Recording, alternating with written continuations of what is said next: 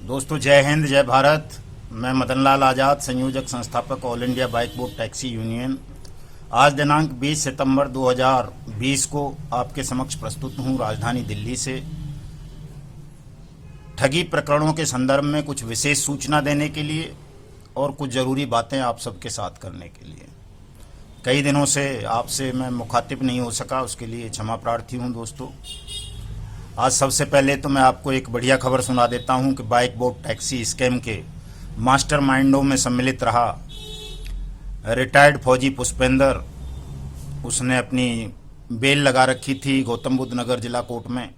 27 केसों में उसकी बेल रिजेक्ट कर दी है कल जनपद न्यायालय गौतम बुद्ध नगर ने। और जैसा कि मैं पहले भी कहता रहा हूं, आज पुनः उस बात को दोहराता हूं कि चाहे वो पुष्पेंद्र हो, चाहे संजय भाटी, चाहे कसाना, चाहे मसाना, ये जितने भी ठग हैं, इनका पूरा जीवन जेल की सलाखों के पीछे ही बीतेगा।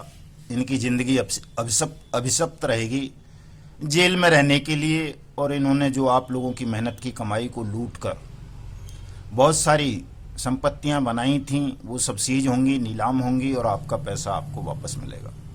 दोस्तों, दुर्भाग्य की बात यह है कि पुष्पेंद्र, संजय भाटी, विजय कसाना जैसे लगभग 13-14 ठग बाइक बोट स्कैम के वो जेल में बंद हैं, लेकिन इससे कहीं ज़्यादा ठग, अभी 25 के लगभग ठग बाहर खुले घूम रहे हैं, जिनमें मुख्य रूप से करणपाल, वो भी रिटायर्ड फौजी था, रविंदर वर्मा, भूदेव, धर्मेंद्र और बहुत सारे इसी तरह के हैं। दीप्ति है, उसकी रविंदर की वाइफ है, करणपाल की भी वाइफ है और बहुत सारे हैं इसी तरह के। लगभग 25 ठग अभी जेल की सलाखों से बाहर हैं, जिनमें मास्टरमाइंड बद्रीनाथ तिवारी का नाम भी शामिल है। जो बड़े दुख का विषय है दोस्तों कि हमारी पुलिस एजेंसी सरकारी दबाव के कारण इन ठगों को अभी गिरफ्तार करने में थोड़ा संकोच बरत रही हैं, क्योंकि सरकार का दबाव है बहुत ज़्यादा।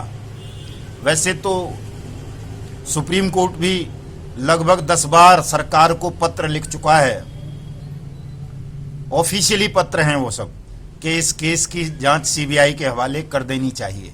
जो आपने ईमेल्स भेजे, हमने रिट्स फाइल की, उन पर पत्रावली गई है सुप्रीम कोर्ट से, लेकिन सरकार के कान पर अभी जूं नहीं रेंग रही, क्योंकि ये सारे स्कैम्स प्रधानमंत्री की स्कीम्स के नाम पर हुए हैं। इसलिए प्रधानमंत्री और उनके सहयोगी नहीं चाहते कि bike boat, hello taxi, top ride, Radha Madhav, science city, future maker, evergreen, NMM, mushroom India, हमारा वाहन हमारी सवारी जैसे ये तमाम स्कैम्स सीबीआई के हवाले हों और सीबीआई इनमें बाल की खाल निकाल करके प्रधानमंत्री को नंगा ना करे। सारा जो खेल है ये सरकार का, इन केसों को सीबीआई के हवाले न करना, वो केवल प्रधानमंत्री के फर्जी और झूठे आभा मंडल को बचाए रखने के लिए चल रहा है। स्वयं सीबीआई हेडक्वार्टर से 2-2 पत्र सरकार को भेजे जा चुके हैं कि ये केस हमारे हवाले कर दिए जाएं। उत्तर प्रदेश पुलिस 2-2, 3-3 बार जो है रिकमेंडेशन अपनी भेज चुकी है कि ये केस हमारे बूते के बाहर के हैं, इनको सीबीआई के हवाले किया जाए। दिल्ली पुलिस ने सेंट्रल गवर्नमेंट को पत्र लिखा कि ये सीबीआई के हवाले कर दिए जाएं। स्टेट होम सेक्रेटरी राजस्थान ने पत्र भेजा सेंट्रल गवर्नमेंट को कि ये स्कैम सीबीआई के हवाले किए जाएं। लेकिन सेंट्रल गवर्नमेंट, मोदी सरकार जिसको कहते हैं, उसके कान पर जूं नहीं रेंग रही और वो इन स्कैम्स को सीबीआई के हवाले नहीं करना चाहती, केवल और केवल अपनी खाल बचाने के लिए। दोस्तों, सबको पता है, आज भी सुबह सुबह एक सिख रेजिमेंट के जवान ने हमारे ने फांसी लगा करके खुदकशी कर ली है, आत्महत्या कर ली है। रोजाना 1-2 फौजी bike boat, hello taxi, top ride scam के में फंसे होने के कारण सुसाइड कर रहा है। हजारों हमारे सैनिक सुसाइड कर चुके हैं। 2 लाख से ज़्यादा हमारे फौजी भाई इन ठगी स्कैम्स का शिकार बने हैं, और वो बने हैं भूदेव, करणपाल, धर्मेंद्र, पुष्पेंद्र, रविंदर वर्मा जैसे ठगों के कारण। चूंकि ये पूर्व सैनिक थे, एक सैनिक की इमेज हमारे देश में देवताओं और मसीहाओं जैसी होती है, उस इमेज का अनुचित लाभ उठा करके इन लोगों ने हमारे देश के लगभग 2 लाख सैनिकों को इन ठगी स्कैम्स में फंसा लिया, जिसके कारण हमारे हजारों सैनिक अब तक आत्महत्या कर चुके हैं। रोजाना 1-2 आत्महत्या कर लेता है। और सरकार को सब पता होती है। हम बताते रहते हैं, दूसरे माध्यमों से भी पता चलता है, अब तो थोड़ा थोड़ा मीडिया में भी आने लगा है। सुप्रीम कोर्ट बता चुका है, दिल्ली हाई कोर्ट बता चुका है, लेकिन सरकार लगातार इन मामलों की सुनवाई को टाल रही है। अभी 30 सितंबर का हमने आह्वान किया था कि 30 सितंबर 2020 को सुबह 10 बजे हम लाखों की तादाद में इकट्ठे होंगे, तमाम ठग कंपनीज के पीड़ितों को लेकर और संसद का घेराव करेंगे अनियमित जमा योजना पाबंदी कानून 2019 के रूल्स को नोटिफाइड कराने के लिए।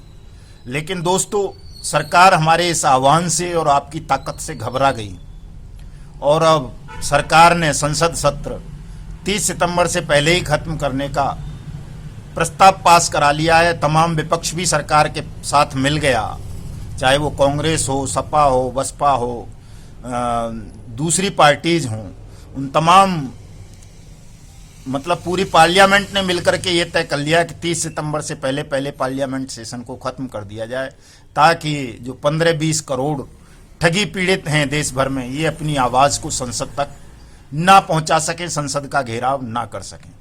दोस्तों, सेंट्रल गवर्नमेंट और स्टेट गवर्नमेंट्स मिलकर के कोर्ट को भी स्थगित रखे हुए हैं। हमारी 6 अगस्त की सुनवाई होनी थी दिल्ली हाई कोर्ट में, उसे 30 सितंबर के लिए टरका दिया, कोर्ट को बंद कर दिया गया।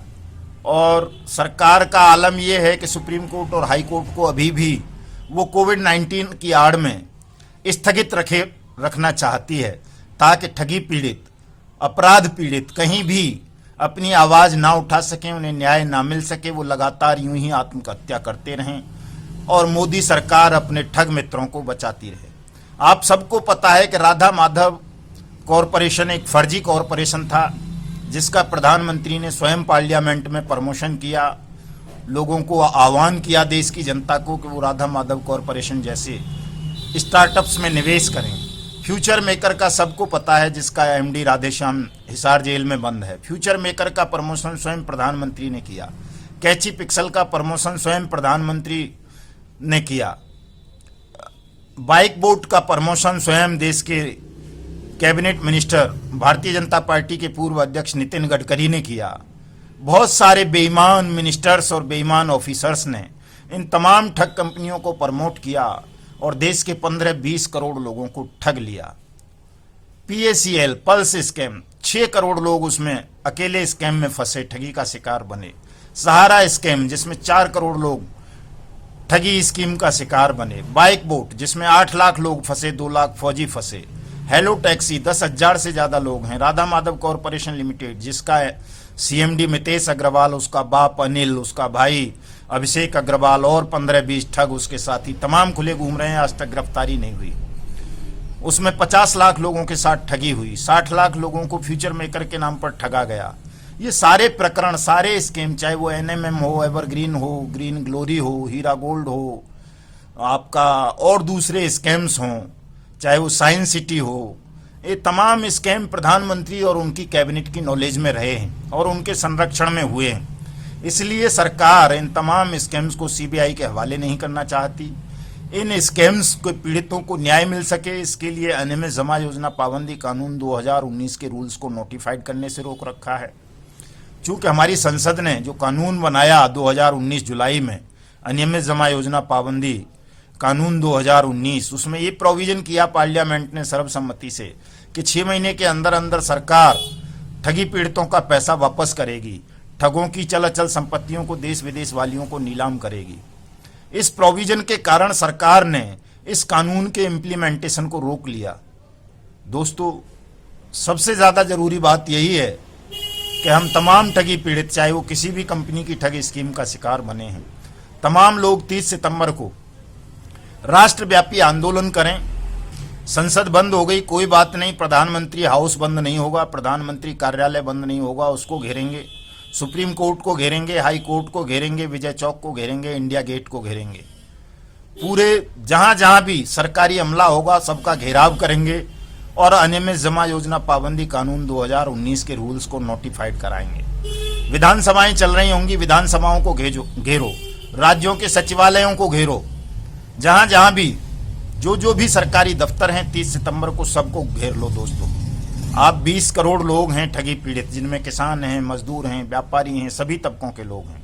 आप कर सकते हैं, ये काम आपको करना चाहिए, तभी सरकार के कान खुलेंगे और ये अनियमित जमा योजना पाबंदी कानून 2019 के रूल्स को नोटिफाइड करके आपका पैसा वापस करवाएगी।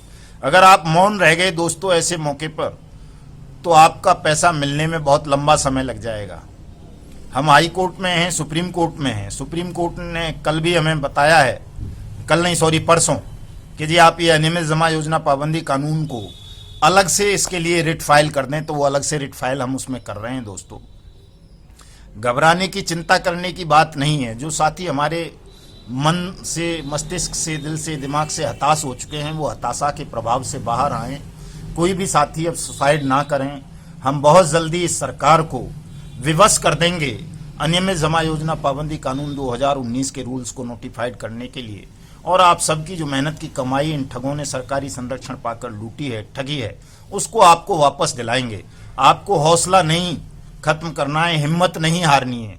हमारा साथ दीजिए, यूनियन के मेंबर बनिए, यूनियन से जुड़िए, अपनी शिकायत हमें भेजिए, अपनी डिटेल हमें भेजिए, और जब आप अपना विवरण हमें भेजेंगे तो हम उसे हाई कोर्ट और सुप्रीम कोर्ट के सम्मुख प्रस्तुत करेंगे और आपका पैसा आपको वापस दिलाएंगे, एनी हाउ एनी कॉस्ट। आपको घबराने की, डरने की जरूरत नहीं है, न कोई आत्मघाती कदम उठाने की जरूरत है।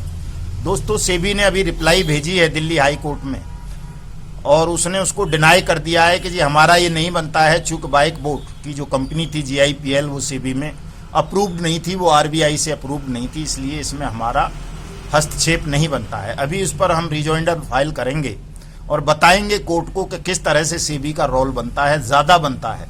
जो कंपनी सेबी से अप्रूव्ड है उन पर तो बनता ही है, जो कंपनी सेबी से अप्रूव्ड नहीं है और वो सेबी जैसी स्कीम्स ला करके लोगों को ठगती हैं, तो फिर तो सेबी का रोल ज़्यादा बन जाता है। ये चीज़ बहुत सारे फैसलों में है, एक्ट में है, वो तमाम तथ्य रिजॉइंडर के साथ हम पेश करेंगे हाई कोर्ट के समक्ष, और आप सबकी जो नई डिटेल्स आई हैं हमारे पास, उन सब के नाम भी लिस्टेड कराएंगे क्लेमेंट की लिस्ट में, और आपका पैसा आपको वापस दिलाएंगे। इसलिए किसी भी साथी को घबराने की, चिंतित होने की आवश्यकता नहीं है। साथियों अपना हौसला, अपना सहयोग बनाए रखें, हम जीतेंगे, ये तय है।